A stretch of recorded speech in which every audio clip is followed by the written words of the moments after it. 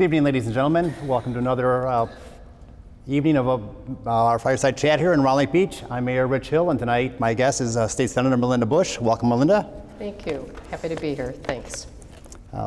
Melinda, a little history on her. State Senator Melinda Bush began her first term as a member of the 98th General Assembly in January of 2013. Bush is a lifelong resident of Lake County. First entered public office as a trustee for the village of Grays Lake, one of our suburbs, serving 4 years. She also was a small business owner and a constant voice for environmental protection measures. Prior to her election to the Illinois Senate, Bush served on the Lake County Board, fighting for the creation of good-paying jobs in Lake County and the balancing of the county's budget. Bush was an integral part in passing the meaningful ethics reforms, which added important levels of transparency and accountability to the county and the Forest Reserve boards. In the Illinois Senate, Bush's passion for ethics and good government, economic development, gender equality, discrimination and harassment prevention, environmental protection, and solving the opioid epidemic shines through at her work in the Capitol. Bush chairs the Senate's Environment and Conservation Committee and serves on the following committees: the Appropriations 2, Education, Government Accountability and Pensions, Revenue, and Transportation. Bush resides in Grays Lake with her husband Andy, where they have been residents since 8 years old. You've been a resident of Grays Lake. Like wow. 1985, I think. Oh. They have one adult son, Chris. Well, welcome, Senator. Thank you. Thanks. Really happy to be here. Glad to have you. Yeah. We have a good crowd here tonight. We have a lot of residents that'll be watching this later on then to find out a little bit more about the state of Illinois and how things are going downstate and how what happens downstate affects the residents up here. Absolutely. So, I understand you have a little PowerPoint you wanted to run through or introduce yourself? I mean, it's up to you. I mean, I know this is, you've done these before. This is my first time. I brought information if we wanted to do it that way, but if you want to go ahead with questions, I'm going to do it however you would like to do this, Mayor. Okay, why don't we go ahead and ask some of the questions, and then hopefully have a little time you can run through some of your slides in a little while then. Sure. Okay, we'll start out here with can you please give us an overview of the geographic boundaries of your district that you're elected to serve? Sure. So I represent the most northeastern district in the state of Illinois. So my district goes across the top of the state, comes down, splits Antioch in half. Imagine that, gerrymandering. Anyway, splits Antioch in half, goes down, includes all of the Round Lakes, scoops down, includes Wakanda, and then, of course, comes across, includes Grays Lake, Gurnee, Wadsworth, Winthrop Harbor, Zion, Beach Park, Old Mill Creek, Lindenhurst. So, it's about 250,000 in population, each of the districts. And that's pretty much the same for all Senate districts? Yeah, all the Senate districts, there's 59 of them, and they're all about 250,000 in population, and then each of those Senate districts has two state rep districts, and those are half of that, so 125,000. Okay. And when you first became a trustee, what kind of inspired you to run for that public office? Oh, wow, this is like one of my favorite stories. So I was a mom, my son was about a year old, and I was staying at home. I decided I was going to stay home for those first years after my son was born, and I read in my local newspaper that the village of Grays Lake was going to put 4,034 homes on 984 acres. It was called Picket Fence Farm at that point. It was kind of across from the College of Lake County. Mm-hmm. And it's now the Rollins Savannah. Mm-hmm. So it was in final annexation phases with the village, and I thought, oh my God, we have one school building. Where are we going to put the kids from 4,034 homes? Can you imagine? And it was at the same time when back then there was a family called the Epsteins. They owned a lot of property, the gelatin factory, and Mr. Epstein had just died. So it's a long story. Mr. Epstein had just died, and so we started to see those properties for sale. And so we were seeing economic development pressure and knew that those would be developing at the same time. So I went out my front door. My county board rep at that point used to walk by my house every morning. He and his wife took their walk. And I went out and I said, I don't know how you feel about this. I said, but this village wants to put 4,034 homes on 984 acres, and I want the Forest Preserve to buy it. And he said, I'm sure he was like, okay, lady, back off, calm down. And I said, so what do I need to do? And he said, well, you'd have to mobilize the community, convince your village not to do it, and convince the Forest Preserve to buy it. I said, all right, how do we do that? And that's what we did. We organized the community of Grays Lake. We created an organization. We picketed our village. I was a child of the 70s, so I missed the 60s, you know. So that was my time to picket. And literally, it was really, really exciting. But that is now the Rollins Savannah. The Forest Preserve did purchase it. The village did back off the annexation. The newspapers all supported our efforts because, frankly, it was just way too much development too fast, and we weren't ready to handle that additional amount. But it is now one of the largest preserves, second largest preserve in Lake County, and I go there as often as I can, and it's a beautiful place, obviously. So that's how I got involved, and then I ran for office. Very good. Yeah. You know, something similar happened on the south side of Round Lake where they built all these houses and then ended up schooling, and it was kind of a difficult situation down there. Yeah, because you know it's about balanced development, right? And frankly, Grays Lake built a lot of single-family homes, and probably too many that were on the starter end, which really brought a tremendous amount of students to the community really quickly.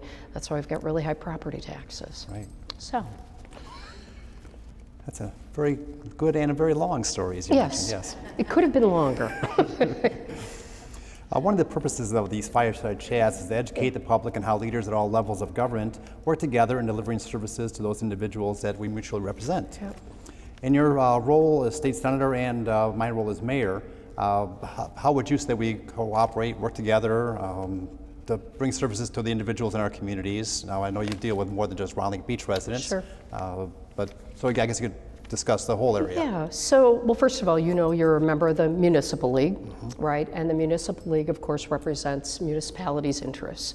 So they generally come to us, you know, fairly regularly and let us know what your goals are every year. What are the things that municipalities care about, like not freezing your property taxes, not taking part of the local dollars, right? Making sure that when we are increasing motor fuel tax, those kinds of things, you know, that you're getting your share. But anyway, so we have that, but then it's about relationships. I mean, it really is. And it's about really, truly wanting to work together. And we all should be doing that, regardless of party. I mean, frankly, you know, that's not the most important thing. The most important thing is that we're not always going to agree, but having those conversations is just so important, and truly, I think the Municipal League does a good job for you. They do, as you, I think, well know. They've come a long way over the years. Yeah, I think they really. 20 years ago, they weren't as solid behind everything. Now they're much better at that. Well, you know, I mean, anytime if there's anything that we need to do a better job of, please reach out. Truly mean that. Absolutely. Yeah. Public service under constant scrutiny and pressure to act.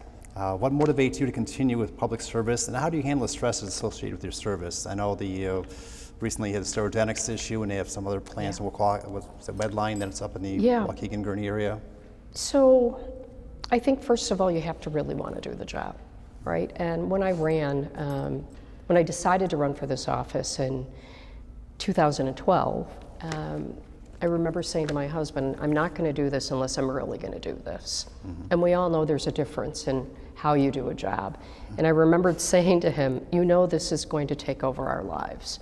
And he said, no, it'll just become our lives. And so I think, first of all, you have to really want to do it. Secondly, I believe you have to care more about the issues and the policy than you do about your own reelection. You know, and I believe that requires working across the aisle. I mean, the first thing I do when I'm going to run a bill, I'm a Democrat, I go look for the Republican that I can work with, because I think that's really important. I think we get to better places. I'm not going to say it's an easy job, but I think you also have to love it. What I've dealt with personally on the ethylene oxide issue, we've been at the table negotiating this since last November. Right. And means I'm one of a couple legislators that are at that table with the governor's office that are really trying to figure out what we can move forward. And at the same time, it's a public health issue. So it's an awesome responsibility. But yeah, and I think the stress of it, you I don't know, I get up in the morning and I start doing it and I go to bed and I'm sorry, Andy, you know this is true. I'm still working when it's time to go to bed. I truly love it. I do. I know that a lot of people feel like their elected officials are not there for the right reasons.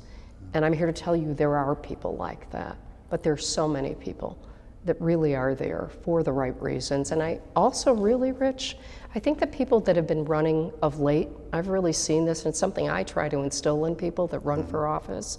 Run because you want to make a difference. Run because once you get there, you're going to do you, and you're going to do what you believe is right, not what some party wants you to do. Right. So I just think that's really important, and I do see that culture starting to shift. I think it's really important.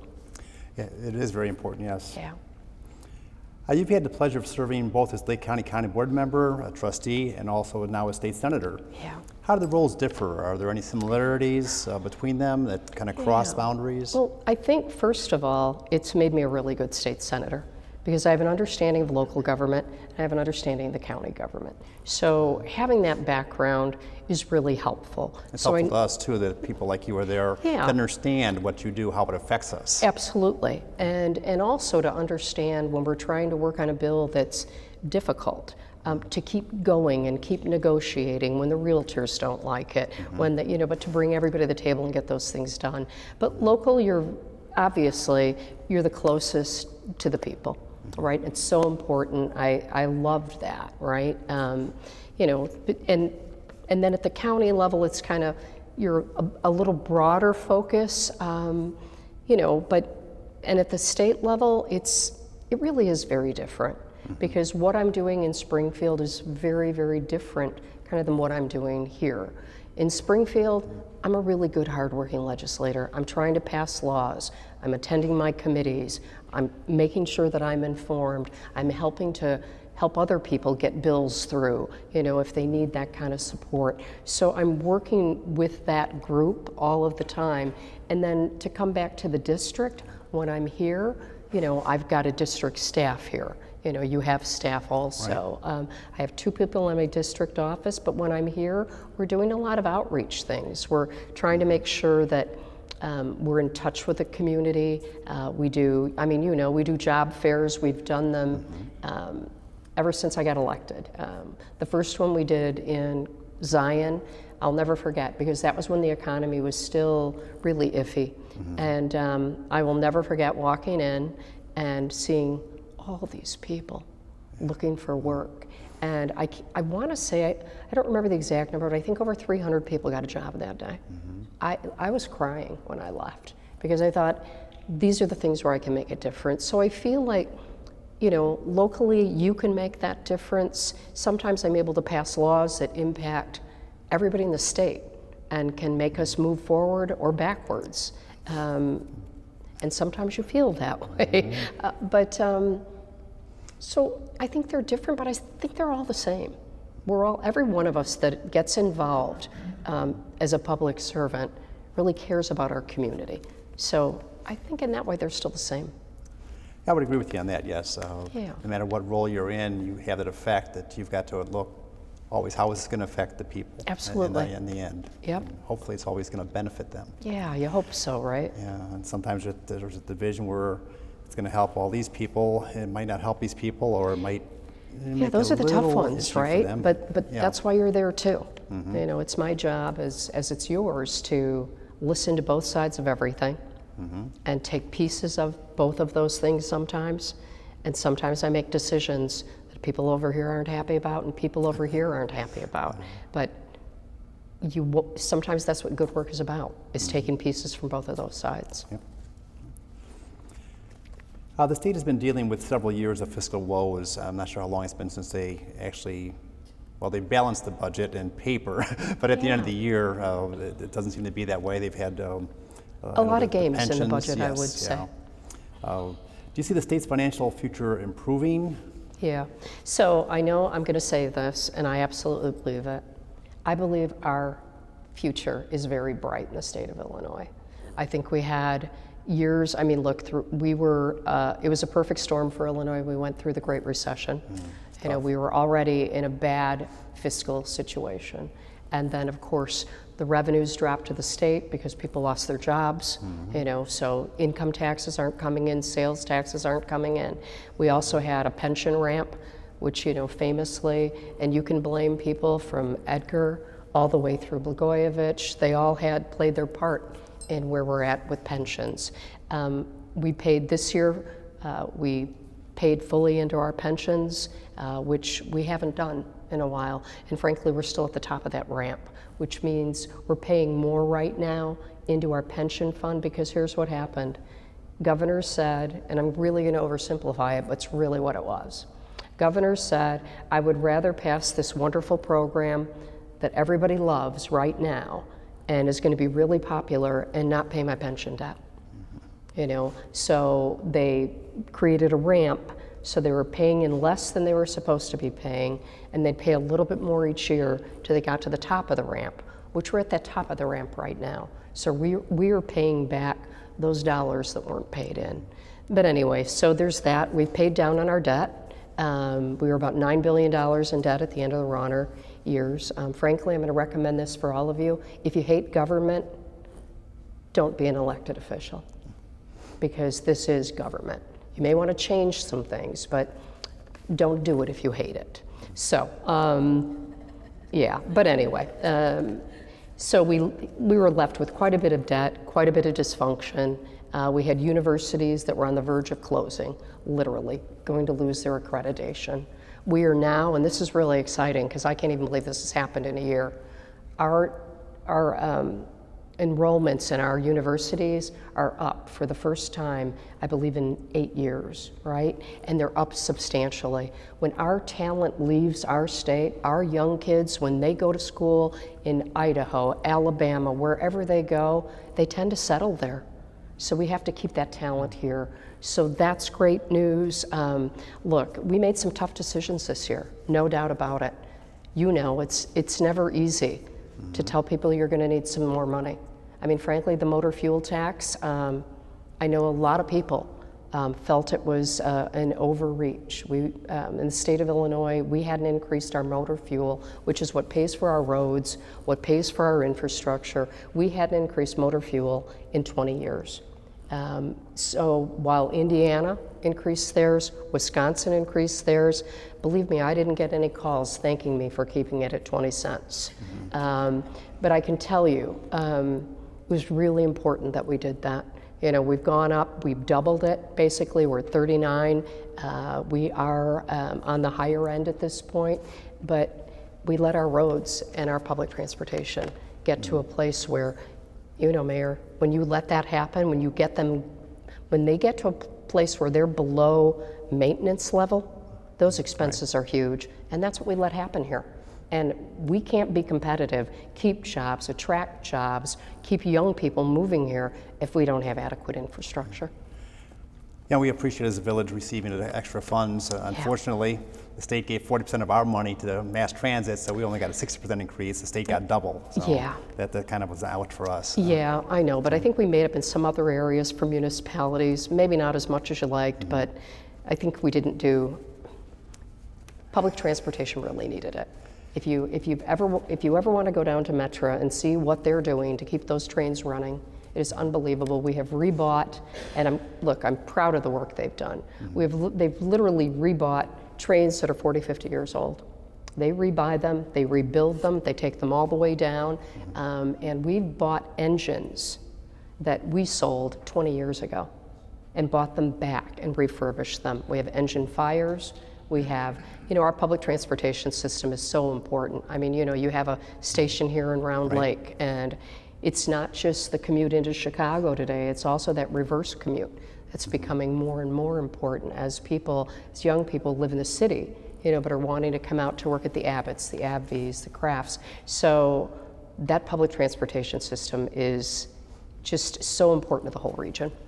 Well, I just hope their appetite's taken care of this time, because several years ago they passed that extra sales tax. They got a 1/4%, the RTA did, of all of our sales tax also. Sure. So it's just like big chunk, another big chunk. Yeah. When's it going to stop, I guess? Yeah, when I think will they get their house in order? municipalities, yeah. I mean, I agree with you, but I also, you know, being someone who was served in a municipal situation, municipalities also have between 25 and 30 sources of revenue. Yes. Other than sales tax, right? So those things all have to come into play when we're looking at how we move the dollars around. Right. Oh, next one, property taxes. Oh, I love property taxes. That's your fault. They're a big issue, yeah. That's what everybody saes. They are a big issue in the state of Illinois. Yeah. Individuals often cite high property taxes as a reason that they move out of the state. Yeah. Next page there. Move out of the community or out of the state. Sure. What are your collective positions on property taxes, and how do you see Yeah. change to improve the situation? Sure. So Illinois has been a high property tax state for a very long time. This isn't new here. It doesn't mean that we should defend it or like it, but it's not new. This is a state that's really built on local control. So those dollars for your schools, for your villages, your libraries, your park districts, those are all on your property taxes. About 70% of your property taxes go to education. The state of Illinois changed our education formula in 2017. I have to tell you, when I ran, I said to my husband, I want to change how we fund education. I think that's such a huge problem. We've known it for 40 years. We did that in 2017. Illinois fixed our recessive education funding program. We now have one of the best funding programs in the United States. They're starting to pattern after it, but we have to get more dollars into it. So over the last 2 years, Round Lake District, which is a unit district, $13 million more from the state of Illinois. They hired an additional, this is a school, we have to get to a place where there is equality in education. Every child deserves a quality education. So when they get $13 million more from the state of Illinois, and they get to, we call it adequacy. There's a formula. And when we get to adequacy, when they get to those places, they should be able to start reducing what they're asking from property taxpayers. So I think that's a big driver for our property taxes. And I'm a fan of the graduated income tax. I believe that people that make more should pay more. And the voters will be able to make that decision in the fall. That's going to give the state of Illinois, the rate's going to go to most fall people. Of next year? Right, it'll be on the ballot in 2020, and you will get to make that decision. Should we change from, Illinois has a flat tax. We're one of, I think there are 9 states, maybe 10 that have a flat tax. Most have a graduated income tax, like the federal government. The more you make, you go into different brackets. Wisconsin, which we love to use as an example of something we should be, they go up to 7.95. Most people in Wisconsin pay, if you're making $29,000 to $300,000, I believe you're paying 6.65 there on income tax. Illinois is 4.95 right now. If you were under $250,000, you will actually pay less than you're paying right now. You go to 4.75. It's not much of a reduction, but it is a little bit less. 97% of people would pay less. Over 260 is where it actually hits. If you make more than $260,000 a year, you would pay more. The rate doesn't go up much, but you definitely would pay more. So that gives Illinois about $4 billion. Close to $4 billion in additional revenue. We actually, believe it or not, need that to be able to fund the things we have to fund. But we also believe it helps us put more money in education. And over time, I think that's our best way to reduce property taxes. Government consolidation efforts, certainly have been involved in those. They are difficult to get done. The devil's in the details, as you know. The minute you start talking about consolidating townships, school districts, everybody has their fiefdom, frankly, that they want to protect. So most people talk about how Illinois has about 7,000 levels of government, and we do. But again, devil's in the details. You can't just say, I have a cautionary tale. So this year, a lot of talk about consolidating school districts. Right? Let's have bigger school districts. That way we'll reduce the overhead and reduce our property taxes. Were you here when Avon and Grayslake were different school districts? No. I was, and it was in the late 80s. And I remember the state of Illinois offered option for smaller school districts. If they would consolidate to the school district next to them that was larger, they would forgive some kind of debt, right? I remember we went to all the public hearings. I lived in Grays Lake at the time, and the Avon building, which is over here, that was a separate school district. And it was sold to all of us that this was the best thing to do. We would reduce our property taxes, and it would just save us a lot of money because we'd have only one superintendent, and it would just be so much more efficient, blah, blah, blah. Does anybody live in the Grays Lake School District here? I do. Anybody have low property taxes there? So we just saw them continue to go up because here's all that happened. It became a bigger district. They have a superintendent and an assistant superintendent, right? They have just a bigger district, right? So it never saved any money. I'm not saying consolidation doesn't work. I think it can.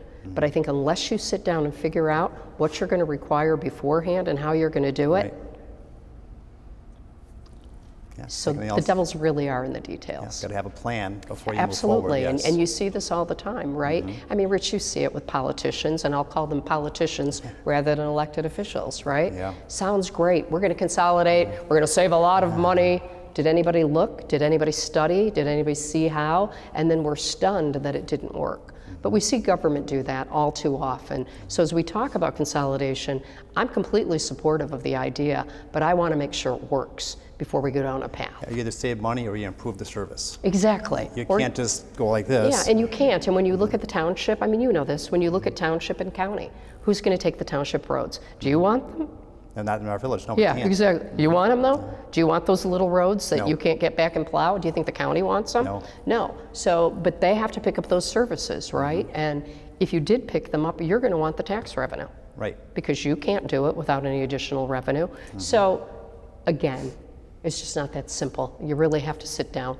You need a plan. Yes. Well, years ago, the Round Lake area formed CENTCOM for our dispatch. It was a joint yeah.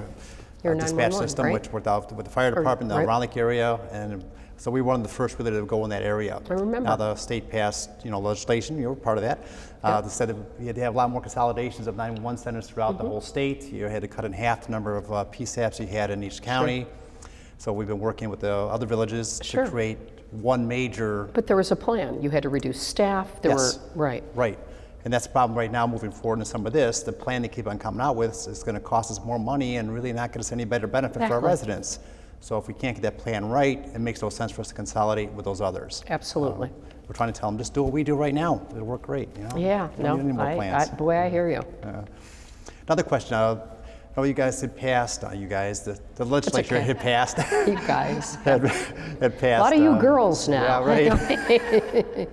It passed a tax relief program for some of the high tax school districts, and then there was a caveat in there that the first year they had to abate the taxes accordingly. They got $1 million, they had to abate Yeah, $1 million. sure. And then a second year, though, it was said that they would still get $1 million, but they didn't have to abate any longer. Did it ever get corrected, or that's Yeah, still? I believe it did. That was in the education funding bill. Yes. It was a mistake, and it did get corrected. Okay. Yeah. Yeah, I never saw anything on that. I didn't think that they would publicize it a lot. It was a small Yeah, correction, no, but it was, I mean, as we talk about details, sometimes there are bills that get passed, that there are things that have unintended consequences. Those are called trailer bills, and they fix the issues. yeah, good. Thank you. As a member of the Senate, what items or issues are being discussed to encourage to help assist and retain small businesses in Illinois? As you know, Wisconsin's just stuck in a lot of the businesses right across the border. Absolutely. So I told you where my district is at. So we are literally on the Wisconsin border. So a couple of things. So first of all, I actually wrote and passed the EDGE credit bill 2 years ago. So that is an economic development bill. We had EDGE credits in the state of Illinois, and what those are future tax credits from the state, basically. Future tax credits for businesses that locate in the state of Illinois. One thing we didn't have that we do now, first when you create those things, you want something called clawback. We didn't have that because Sears got a whole lot of money and left anyway with the money, Yeah, helping right? states, yeah. So we added clawback to the EDGE credit bill. So did that in 2017. So if they don't meet the criteria, we get our dollars back. It's really important to protect our taxpayers. We also included in the bill for the first time when someone expands an existing business, because that's the other thing we saw. Somebody that was in here or Gurnee or Antioch that was about to invest $1 million, maybe bring an additional 30 jobs, and if they were going to go to Wisconsin, they're considered a new business there. And part of development is you want to be by infrastructure, by roads. Necessary. Yeah, we're pretty developed along 94 and 41. It just makes sense that development's going to occur over the state line. So what do we do? But anyway, so we created within the EDGE credits for the first time businesses that are currently expanding. Because again, what would happen is they would be, when they look at Wisconsin would be giving them tax credits for creating all new jobs. So we came up with some incentive programs to keep businesses. I think that the other thing that we did such a horrible job of is we were our own worst enemy. We stood up for a period of years and said, Illinois sucks. Please don't come here. Please go over that state line because we suck. I mean, truly, I really felt like that was the message about our state. We don't. They have go up to Wisconsin, your property taxes are slightly lower. Your corporate income tax rate is slightly lower.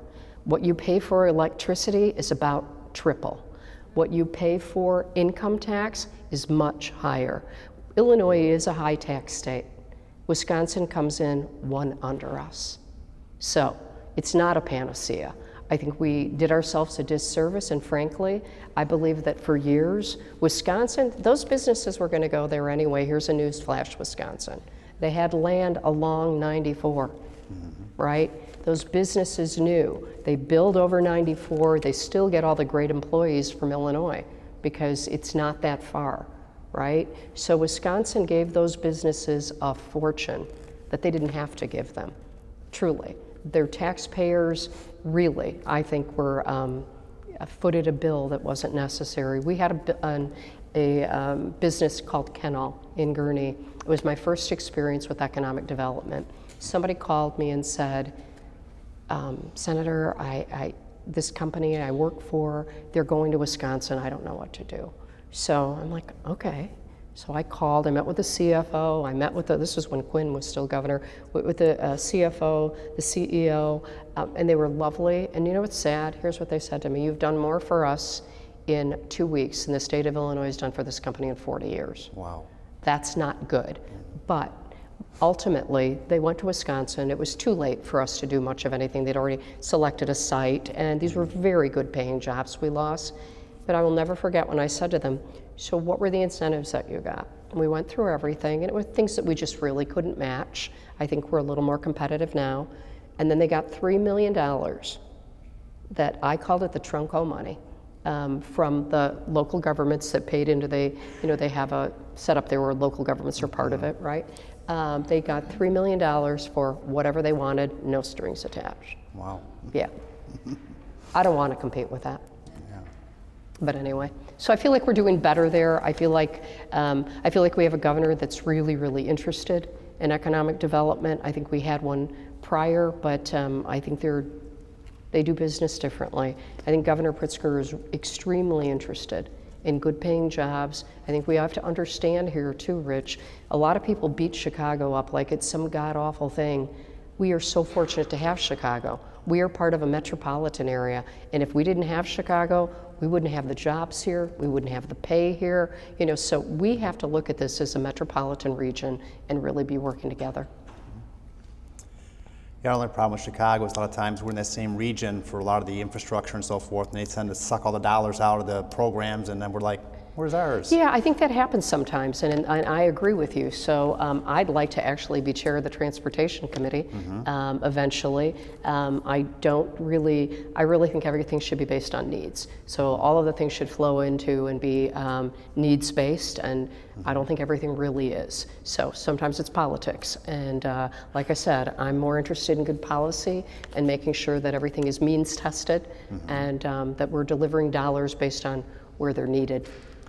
One of the things I've railed against for years is the split on IDOT money, Yeah, where it goes. 80, yeah. They have so much that goes South of I-80. downstate, so much Yeah, is central, I-80. and then Yeah. we're up here in our lone little area. And Yeah. since we've grown so large over the years, we really don't get any additional money. Oh, Rich, it's very frustrating to see how many two-lane roads we still have here. And how much the county is spending on state roads to improve them because the state absolutely. won't do it. The state hasn't had the dollars. Hopefully there will be more dollars with the additional dollars coming in from the motor fuel tax.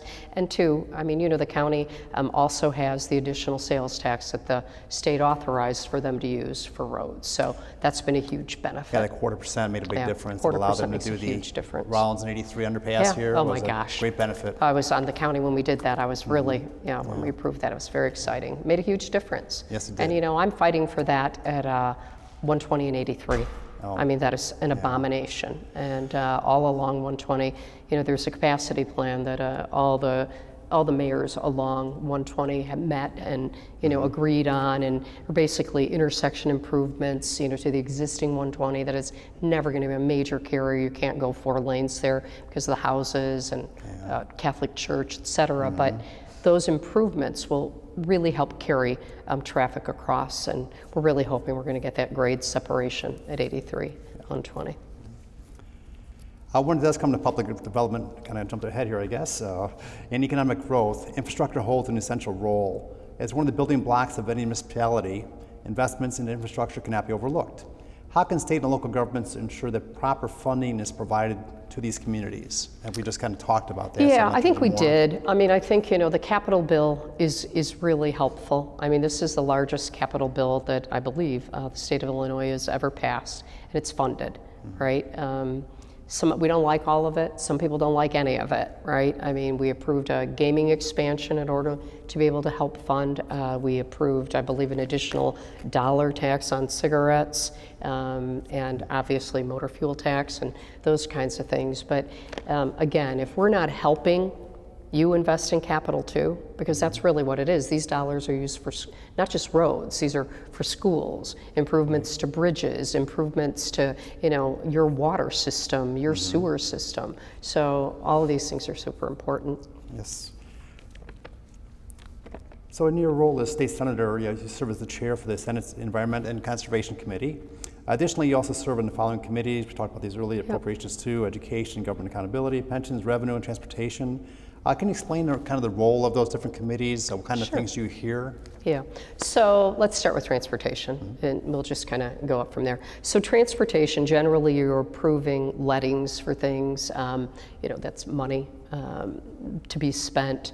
I mean, frankly, that's a committee that's run by a guy that runs so we all chair our own committees, and everybody kind of runs things how they run them. So Marty Sandoval is a guy that he tends to work with people before the committees, and a lot of things get to the committee with the decisions already being made. So there isn't a lot of conversation in the Transportation Committee.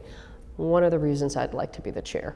I really believe those conversations should take place. I think we, again, should be means testing, and we should be making sure that we're spending dollars on roads based on where they need the money, and not where maybe it's politically expedient sometimes.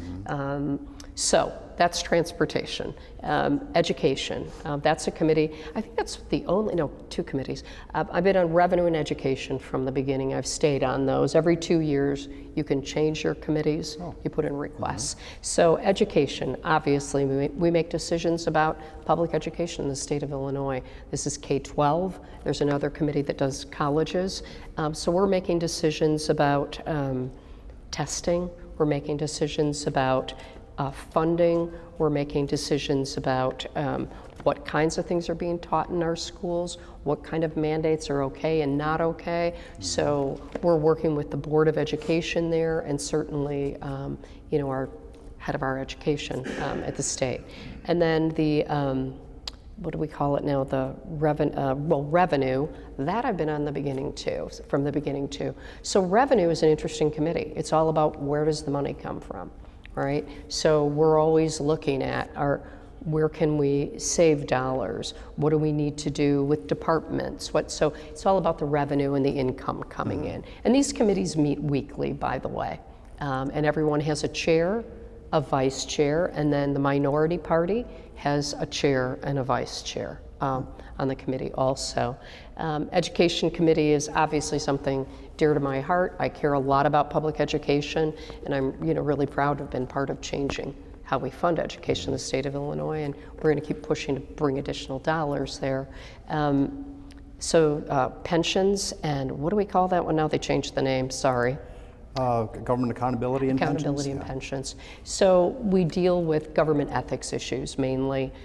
So changes in law that deal with those kinds of things, and then changes in our pension program.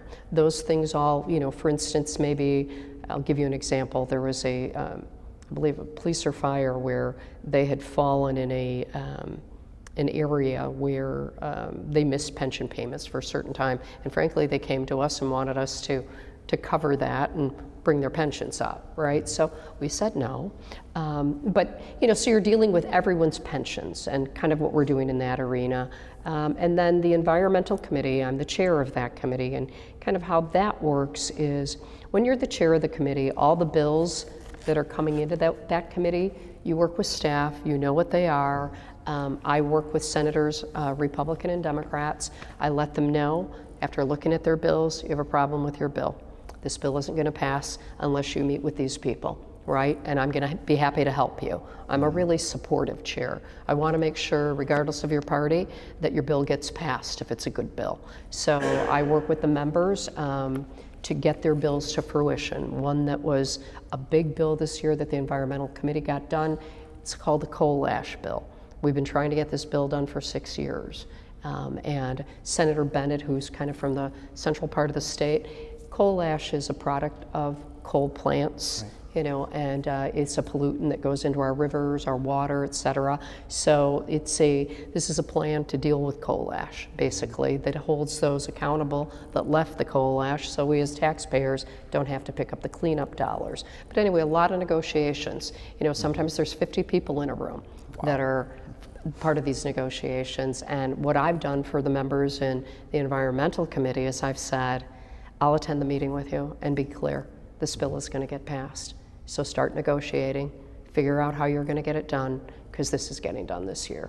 So, I see that as my responsibility as the chair of the committee. And frankly, I'm getting the Environmental Leadership of the Year award, I think because of that work. There are a couple other bills, ethylene oxide. Yes. We passed the strongest regulations in the United States, and that was my bill. And the other one was a Republican from the Sterigenics area, John Curran. We work very well together. I have great respect for him. We don't agree on everything. He was the sponsor of one bill. I was the chief co. I was the sponsor of the other bill. He was the chief co. So I shepherded the bill he needed through the Environmental Committee that made sure.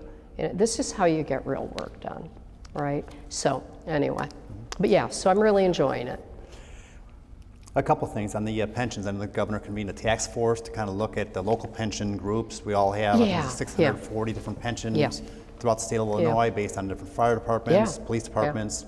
And we've been working through the Illinois Municipal League for years now, trying to find a way to consolidate those. Absolutely. Like we have for all of our other public employees. So we have the IMRF, which is one of the best funded in the whole country. Yeah, absolutely. Very solid because of the way it's run and operate outside of the hands of any that's directly involved. Absolutely. The pension funds, as you know, there's a pension board. There's 3 either police officers or retired police officers. Every community. And 2 from the village. Yeah. So the people that are running it are the ones that are benefiting from Absolutely. it. So it's always created a problem. So what we're looking for, as you probably know, we put in 6 different bills downstate to consolidate them all and have it run less like the IMRF. It makes so much Professional sense. run, they make about 2% more in returns every year. Yeah. That alone is tremendous. I remember talking to Pat Devaney, he's with the AFFI, and he showed me the dollar savings. He said, you cannot believe how much this saves, right? Because what happens is you have all these individual pension funds, right? And I hate to say it, but what happens is then you've got, this group, and then they've got their granddad who's got a good friend who, does investments, so he's the guy overseeing this pension fund, and you've got 600 of those funds. So we really are looking at bringing them all together, and I appreciate your work on that. I know Governor Pritzker is really interested in getting that done. I sure hope we can. And I hope so too. Not only the investment returns, but also the training that we've got to send all these people to nowadays on an annual basis Sure. to make sure they're financially astute and they don't make bad investments or hire someone that's a And shyster. anything I can do to be helpful there, but I really do believe that, and the AFFI, they represent labor, right? And they are all in. They absolutely believe it's the right thing to do. I hope so. Yeah. I know one of the big areas that we disagreed on was who's going to control making disability decisions. Yeah. Like the RMRF, they have an independent panel that does that. Right. And right now, it's not an independent panel. It's people that have direct relationship in there. Absolutely. And the more we can do to remove that and make it fair You want for it everyone. transparent, Yes. right? And there Right. shouldn't be people making decisions that are making decisions that benefit them. Yes, right, just ethics, right? Anything else on FOIA? I know we haven't had much problem here because we treat everyone perfectly here, so I'm nobody sure ever you do. FOIAs us. That's what I've heard. But I've heard some other communities have had a problem with Yeah, major everyone else FOIA. but you, I'm sure. FOIA is always a tough one, right? Because you have to respond to everyone. Yes. And it is difficult, it's expensive. I don't think most people know when they ask for all this information, what they're setting off. It's such a difficult balance because you want to, certainly the public has a right to see those they things, do. and I know you agree with that.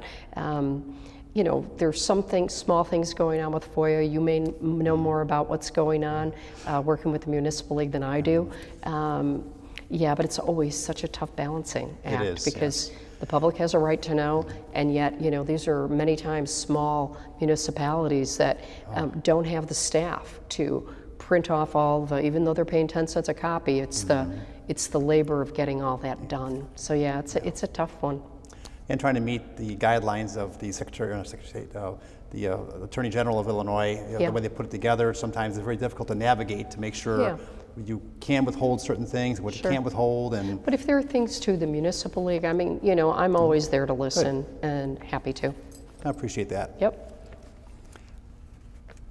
With all of the discussions in the national media concerning the integrity of the election process and the potential for outside interference in the voting process, is this something that should be taken seriously? Also, is the state doing anything to help upgrade computer systems or voting systems? Yeah, so I think the state is doing some things, right? It's expensive. Yes, they very. are upgrading equipment.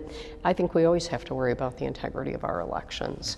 There are people that talk about going back to paper ballots, because of those things. I believe the state is, whether we're doing enough, maybe we should be doing more, but we have to make sure that when people vote, they know that it's, first of all, private, and they know that their votes are being counted. Right. And there's certainly been questions, and it's another place where we probably should be investing more money, but it's the balance. But I think that the state of Illinois is doing what they can there, and I think our county does a very good job.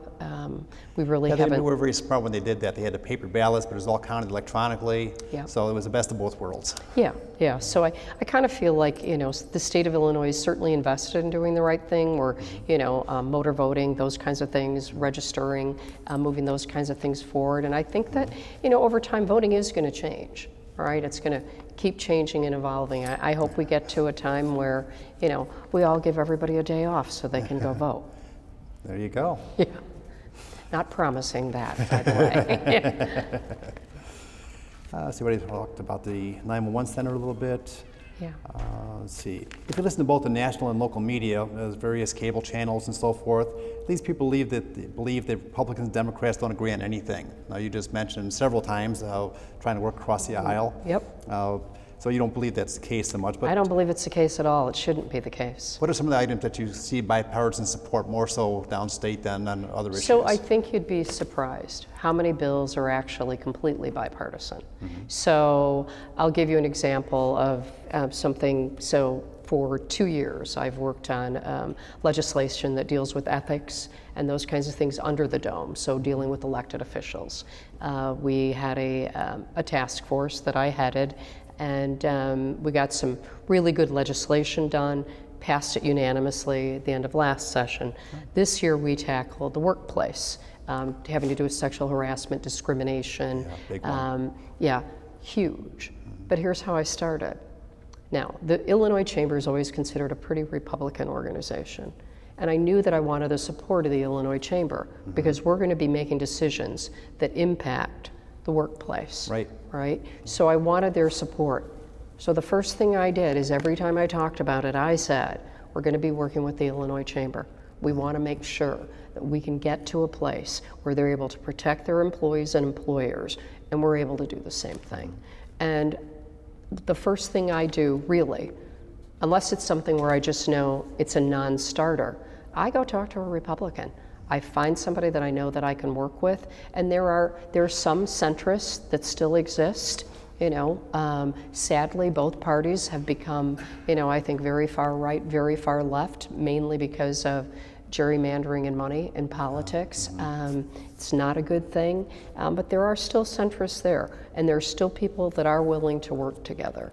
But anyway, so on this bill, not only did we get to a place after 2 years of work, it was bipartisan.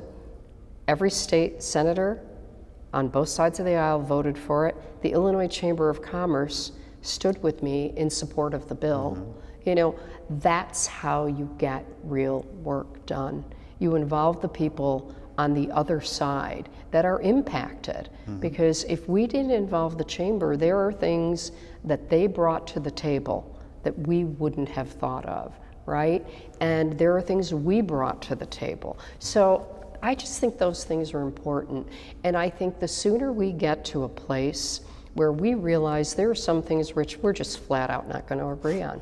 I mean, there's some things for me that are just non-starters, and those tend to be kind of my core values, maybe more social kinds of issues. But on everything else, my job is to be a pragmatist, and is to be able to take both sides of an issue and get my personal self out of it and keep going until we get somewhere. And that requires working across the aisle. It does. And accomplishing things is what really matters. You can go up there and blah, blah, blah, blah, blah all day long. If you don't get anything done, yeah, it doesn't I help love anybody. nothing better when I know that I've gotten work done that's bipartisan and that most of us feel really good about. Yeah, we do similar. We don't have Republicans and Democrats on our council, but we do have 6 trustees, myself, and we talk things out in our committees, and we talk things out and talk things out until we can all say, okay, this is a pretty good plan. We can all live with this. It works out well for this. We don't just go in there and say, 4 trustees don't come and say, we're the majority, this is what we're doing. That's never happened, and hopefully it never will. Well, it doesn't last long when it's like that. No. It really doesn't. I think not. It just doesn't. When it's all about controversy and you're adversarial, you're just not going to get anything real done, not for any time. Right. And one final question, why would a young person run for office when they see such discourse in today's political environment? What words of wisdom would you give them? Because that's how you change it. That's how you change it. I mean, frankly, I've been a big supporter of women running for office, and it's because women, we found, didn't run unless they were asked. So we ask, and we support them, and we give them the support they need. And I think it's really about anybody I talk to about running for office, and I think we should all be saying these things. Don't run because you think somehow that, you want this position for some kind of, political gain, or because you think it sounds good. Do it because you want to. Yeah, because really, believe me, I'm not like called out on the street, oh my gosh, there she is. So do it because you want to do real work. Do it because when your party, and I'm telling you, these women that frankly that have run lately, I'm so proud of them, because your voting record is your own. And when you don't agree with your party, I'll be damned if I'm going to do it because my party wants me to do it. I'm going to do it because it's the right thing. I'm proud of my record because I can tell you why I voted the way that I voted on everything that I voted on. And I just think that's why, because you want people that are going there not to feather their nests, not to become a part of something that's going to benefit them. Go because you want to make a damn difference. And then when you get there, don't forget that. I keep something hanging in my office, and I don't look at it as much as I did my first term. It's a frog on a neck chain, and it's to remind me of the boiled frog. And that's, if you take a frog and you throw it in boiling water, it jumps out. because it knows it's jumping in something bad and gets out of there. If you take a perfectly healthy frog and you put it in comfortable lukewarm water and you slowly turn up the temperature, it doesn't notice. And before you know it, it dies because it didn't realize that things had changed around it, right? So I am so keenly aware of who I was when I went, who I'm going to be when I leave, and that I'm there to do the job to the best of my ability. Well, thank you for being here tonight. We do have a few minutes, I think, for some questions. Yeah, and I'm happy to answer. Wasn't that a great presentation? Yeah. Yeah, 7:20. Technical problems. Yeah. Dan, you have a microphone there? Yeah. Does anyone have any questions? Give us an update, Melinda, if you could, on the school voucher. Yeah, so the plan school and- vouchers are still there, right? That program, so that's what you're talking about. There's no talk at this point for that to change, if that's what you're asking. You know, there've been some people that have talked about it, but frankly, it didn't go anywhere, Ken. So I think the school voucher system as it is, and it was passed, I think, 2 years ago, is going to stand. Is that the program that was using donated money? Yeah, so to that's fund the it? program, Okay. donated money, and then it funds students that go to private schools, basically, by using those dollars based on need. Gotcha. Yep. Other questions? Pass the microphone here. And really, I love hard questions, so let's go. Good afternoon. My question is in concern of the casino that's coming in our county area. What do, I heard you say how you research and to see how it affects the community. So in your view, the pros and cons of this casino that's coming in our area and how it's going to affect, you know. So I'm not a big fan of gaming. I just kind of should put that out there. But I also, there are things for me where I value the district's opinion, where I really value what the voters, because I really did ask. I sent out a questionnaire to the people that I, send information out to, and basically said, look, I can go either way on these things. I don't have, I have a personal opinion, right? But I really want to know. And most people responded. I would say probably 80% or better, that if it's going to bring in additional dollars, they support it. So I'll tell you what I think is a concern, are video gaming. Casinos at least bring a large amount of jobs. They bring work when they are building the building. There's certainly a question about the addiction issue. Look, so many times these casinos are in socioeconomically challenged areas. We see so much feeding into them when they could be spending those dollars in their local economy. Having said that, I feel that, video poker, if I could wave a magic wand, I feel like we should have put a cap on how much. I think it's pretty much everywhere. Yes. My sensibility is offended by all of the signs, and I understand that it brings in a lot of revenue locally and brings revenue to the state of Illinois.